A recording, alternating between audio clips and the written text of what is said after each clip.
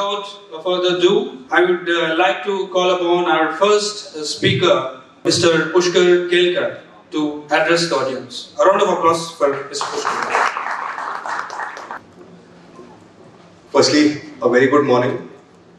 Thank you, Indie Global, as well as the dignitaries on the panel and the delegates here for taking time out. I think it's a great occasion to kind of, sit here in the room and think about the future of higher education and the evolving landscape around it. And that's essentially the topic that I wanted to talk about today.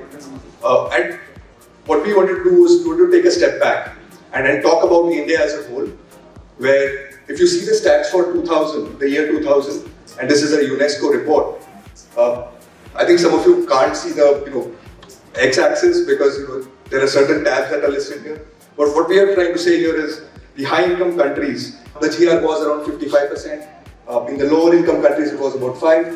Where India is placed is a lower middle-income country. We were around 11%. And the gap, if you see, in 2000, with respect to the high-income countries, was around 50% to about 30%. The same report in 2018 said that the high-income countries, the GR ratio was around 77%, lower-income countries around 10%, lower middle-income countries around 24%. And the gap widened. If you look at from 2000 to 2018, the gap for the lower middle-income countries, which India is a part of, widened from 44% to about 53%. Essentially, today, India's GER is about 27.1%, which is a 50% gap as compared to the higher income countries. And hence, I think the new education policy, what the government of India is trying to do is trying to get that rate up to at least 50% by year 2035. And I think all of us in the room are a part of that ecosystem, will contribute to the ecosystem in some or the other way in our own unique ways. And so, we need to think about what role do we have to play. So one is that, one is GER. But what does it become in terms of impact, right? What does it mean for our higher education? The most crucial stakeholder, that is the student who's getting out of the higher education system into the world of employment. What we are seeing is, we already knew automation was coming, but COVID essentially accelerated automation.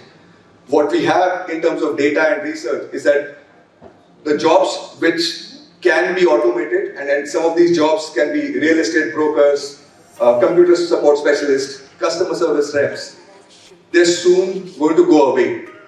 Essentially, the jobs where there is a high level of skill that is involved, which is on the left-hand side, financial managers, business professionals, lawyers, all of those, where each of them carry a unique skill or where they play a very crucial role in the overall ecosystem, those jobs are going to be much more in demand.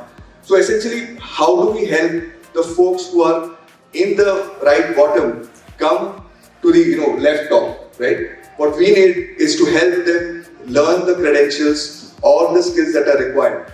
In a post-pandemic world, and even before that, digital skills are going to be the future, right? And hence, enable them, curate those skills for them, and help them become better for their own future. What essentially a report says that 87% of employees in India thought that the pandemic had increased their intent to rapidly digitize processes. And I'll take just one example, right? We all know about TCS. 70% of the TCS employees have been told that they can work remotely. What does that mean? Not all of them will work remotely, but some of them will. But then to do a job remotely, a different set of skills are going to be required. How do you work with people over a Zoom call? How do you communicate what you do? How do you do your work essentially? Today here I am presenting to you in person, right? Tomorrow I could be doing this in a metaverse environment. What kind of skills will be required for me to do that? All of that is something for us to figure out. Again, coming back to the point of the impact that all of our work is going to lead to, what we know is from at 2025, there are going to be about 149 million jobs, basically digital jobs, which are going to emerge. We are going to see 85 million jobs world over go away, but around 150 million are going to get created, out of which 28 million are going to be in India.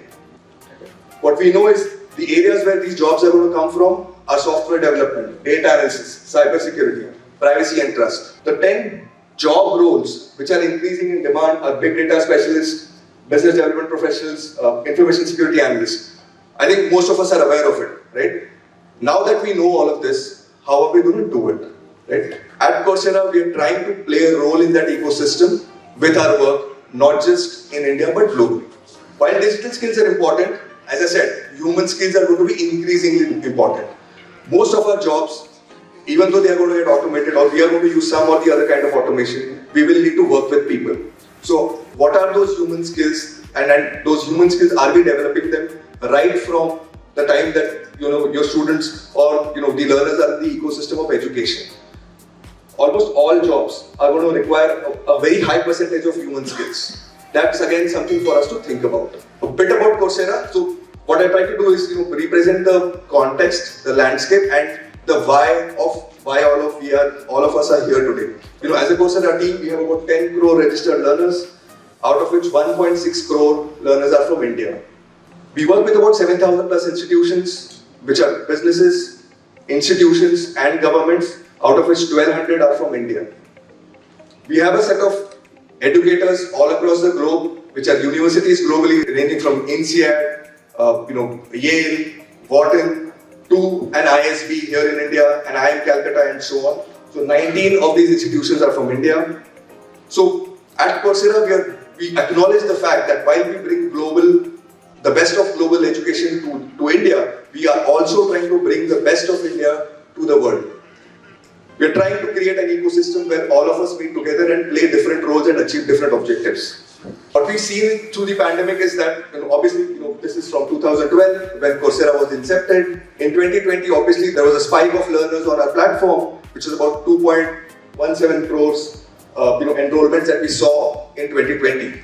But so the important point here to look at is 2021. 2021, I think we came back to a little bit of in-person. We started talking about getting back to campuses, but the demand for online learning still existed. And I think it has come down to normalcy. I think we are all seeing what is happening around, EdTech, as general, but I think what is happening today is a consolidation and a normalization of the kind of demand for online learning. So at Coursera, we saw 83 lakh new courses being learned on the platform. Interestingly, again for India, from January of 2020 to June of 2021, India was the highest country, India was the country with highest number of learner registrations, about 75 lakh, even above US. So there's enough amount of demand from students, from employees, as well as people who are at home. Women who want to get back to the workforce, retired professionals who want to do something engaging. In terms of course enrollments, the amount of engagement on the platform was about 2.5 crore courses, which is again higher than the world. So this tells us something that is going on within all of us, right? Within our ecosystem, that there is a demand for getting right emerging skills to be able to succeed in his or her life. That's what the learner is trying to do. Where are these learners coming from on the Coursera platform? 40% of our learners are coming from 5 states, NCR, UP, Maharashtra, Karnataka here, and Tamil Nadu, and which is expected. But what's all the more interesting is where is the most which are those regions where the growth is coming from. So if you look at Arunachal Pradesh, Bihar, Manipur, Kerala, these are the states where we are seeing more and more number of learners. So the number of learners growth vis-a-vis last year is actually at a percentage level higher from these states. We also work in the India region, not just for our institutions but corporations as well. We work with institutions and companies in Coimbatore, Manipal, Sikkim, Bhopal, you name it. I think each of the tier 2, tier 3 countries where we have, kind of some of the other work with institutions or corporations. So I think what pandemic did is accelerated digital online learning. I think gave a way where it kind of is now valued, right? People earlier thought that online education is for someone who doesn't get into a full-time program. But now it is being used as an accessory where someone could actually sit at home, have a very flexible work timing, and still keep continuously learning. And lifelong learning, as I think some of us will mention it today, is one of the core aspects of our work life as well. You can't say that I have a degree today, I have done my MBA and that's it. you will continuously have to change, because as you saw, automation is going to change a lot of jobs and the way those jobs are going to get done. Just to list out the kind of institutions whose content we are taking to the world: IIM Ahmedabad, IIT Roorkee, IIM Kozhikode, ISB, and so on. So again, there's a huge emphasis on our side to bring India to the world through the kind of quality faculty and the ecosystem that we have available here. We are also bringing a lot of industry partners from India. So Tally, PwC, Hero Mind, especially for insurance education. We are bringing that onto a platform. So while you learn the academics in the higher education institute, you also learn what works outside, right? When you get into a job. So a lot of industry content is also available. I'm trying to drill down a little bit on the kind of delegates we have here today, which is the higher education ecosystem. Coursera for Campus formed in 2019. Over the past 2 years, we've worked with about 90 plus institutions here in India. And there are two ways primarily in which we work with them. One is to improve the career readiness of the students. The other is to kind of develop the blended teaching learning experience for the institution through inception of Coursera content in their faculty's course curriculum, as well as introducing new emerging technologies. This is again a list of universities which are working with us with Coursera for Campus. There are, as I said, 90 plus institutions. We have structured programs with these universities, and the completion rates are more than 90%. Vis-a-vis to the perception that online learning doesn't mean completion. With the work that we do with faculty in an institution and the management and the students, we help make these programs successful. Online learning is very attractive, but to implement it, to actually deliver the outcome, takes a lot of effort. So within the team here in Coursera for Campus, we have about 50 to 80 team members who are working with the institutions 24/7 to make those programs successful. Just a last bit to kind of close out. Just recently we launched something called as Career Academy. So this is actually a portal which an institution can create for itself, which lists out clear job roles that the students want to do. The student in your institution could actually select that job role, understand what are the skills required, do the necessary courses, along with certain guided projects or labs, which also shows that they are able to demonstrate their learning. One is to learn through a textbook. They could also learn through a Coursera course, but can they demonstrate that they've actually learned it? Can they actually show that I know how to create a Tableau dashboard? That's a different story altogether.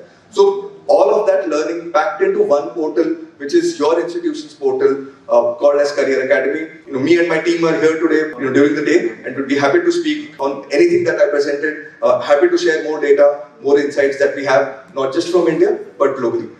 Thank you so much again. Look forward to the entire day. Thank you. That wonderful presentation bringing out. Thank you so much, Pushkar.